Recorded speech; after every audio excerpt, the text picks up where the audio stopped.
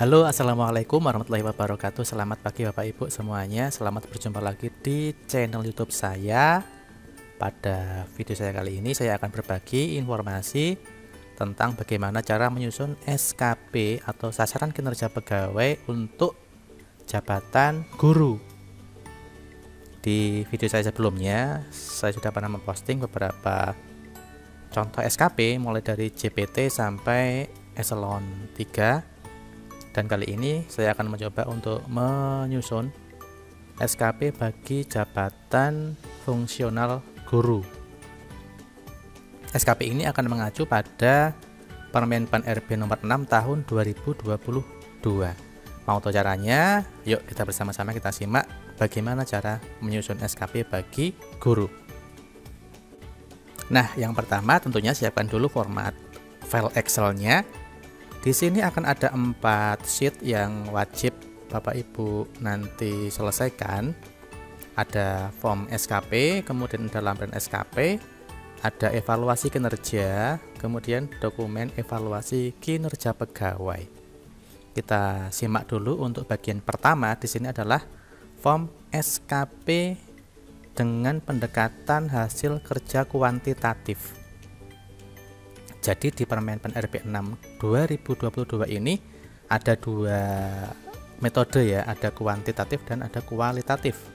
Di sini saya contohkan untuk yang metode kuantitatif.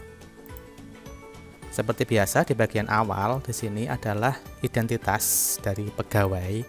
Sebelah kiri adalah yang dinilai, kemudian sebelah kanan adalah PPK atau pejabat penilai kinerjanya. Nah, bagi seorang guru tentunya ada beberapa tugas-tugas atau rencana kerja yang akan dilaksanakan, dan rencana kerja tadi itu harus mengacu dari rencana kerja atasan. Jadi di sini Bapak Ibu memerlukan SKP-nya kepala sekolah. Apa sih rencana hasil kerja atasan yang akan diintervensi? Contoh di sini kita masukkan di bagian di sini. Di sini ada keterangan terlaksananya pembelajaran sesuai tugas pokoknya di mana. Ini adalah rencana hasil kerja atasannya. Nah, kemudian Bapak Ibu menuliskan apa sih yang mendukung rencana dari di sini. Nah, misal di sini. Contoh, tersusunnya dokumen perencanaan pembelajaran mata pelajaran IPA kelas 7 dan seterusnya. Bagian sebelahnya ada 3 aspek sama seperti dalam menyusun SKP untuk jabatan lainnya. Ada kuantitas, itu jumlahnya. Misalnya ini adalah jumlah dokumennya, ada berapa dokumen. Lalu kualitas, kemudian di IG-nya atau indikator kinerja individu, tuliskan keterangannya. Kemudian waktu, ini adalah waktu penyelesaiannya.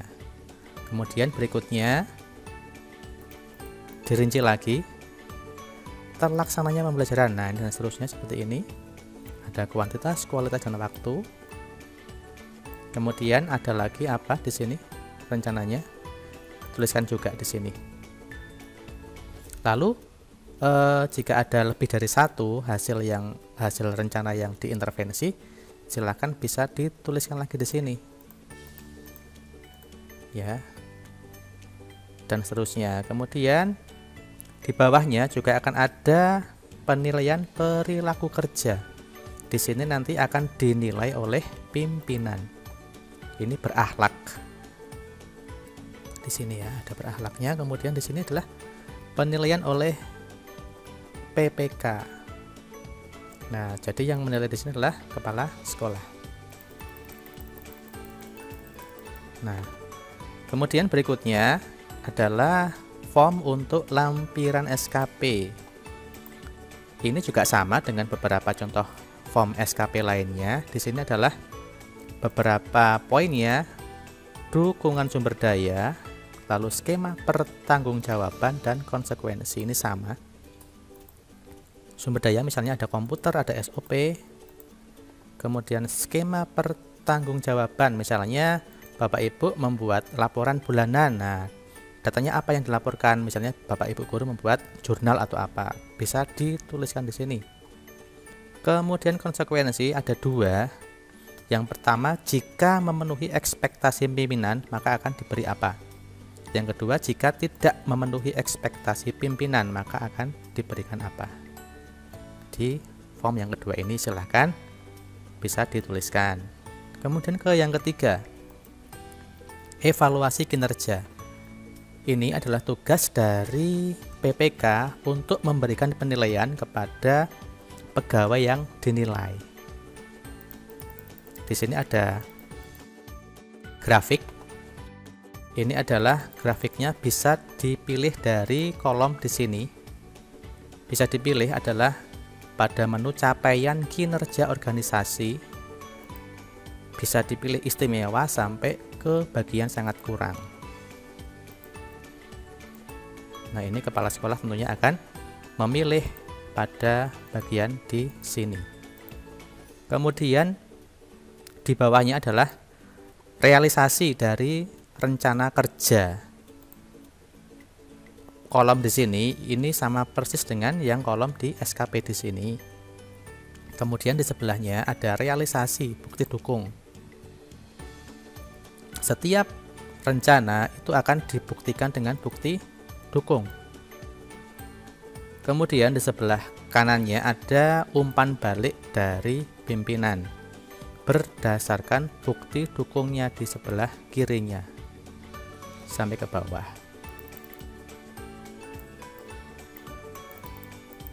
Lalu di sini akan ada penilaian rating hasil kerja yang tadi di atas. Bisa dipilih ada di atas ekspektasi, lalu sesuai ekspektasi, dan di bawah ekspektasi. Ini bisa dipilih oleh kepala sekolah.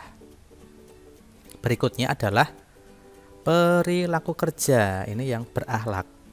Ada dua bagian penilaiannya. Di sebelah yang tengah di sini ini adalah penilaian dari pimpinan. Yang di sebelah sini. Kemudian sebelah kanannya ini bisa dari pimpinan, bisa dari teman, atau mungkin juga dari stakeholder terkait. Bisa memberikan umpan balik. Lalu di bagian bawah akan ada lagi di sini penilaian juga. Rating perilaku kerja. Dipilih apakah di atas ekspektasi, sesuai, ataupun di bawah ekspektasi. Nah, maka di bagian predikat akan menyesuaikan dari rating-rating yang ada di sini. Nah, ini ya, otomatis akan berisi. Lalu kita ke form terakhir adalah evaluasi kinerja. Di sini berisi data-data pegawai, kemudian data PPK-nya, dan kemudian ada nilai dari evaluasi kinerja. Nilai di sini akan diambil dari sheet yang di sini. Nah, itulah beberapa sheet yang harus dilengkapi untuk menyusun SKP bagi jabatan guru. Tentunya bagi Bapak Ibu guru yang akan naik pangkat di bulan April 2023 harus menyiapkan SKP format terbaru sesuai dengan Permenpan nomor 6 tahun 2022. Nanti file Excelnya akan saya share di deskripsi video. Terima kasih telah mengikuti video saya akhiri. Assalamualaikum warahmatullahi wabarakatuh.